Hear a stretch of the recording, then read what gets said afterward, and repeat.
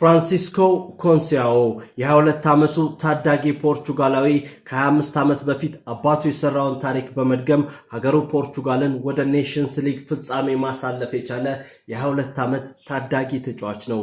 ፍራንሲስኮ ኮንሲያኦ ማን ነው? ስለዚህ ምነግራችሁ ነገር አለ። እንደ ፈረንጆቹ የዘመን አቆጣጠር 2000 ላይ ፖርቹጋል ከጀርመን በአውሮፓ ዋንጫ ይገናኛሉ። ሰርጂዮ ኮንሲያኦ 3 ጎሎችን ለፖርቹጋል በማስቆጠር በጨዋታውም ሃትሪክን በመስራት ፖርቹጋል ጀርመንን እንድታሸንፍ ይረዳታል። ከዛ በኋላ ለ25 ዓመታት ፖርቹጋል ጀርመንን አሸንፋ አታውቅም። ከ25 ዓመታት በኋላ አባት የሰራውን ታሪክ ልጁ ይደግመዋል።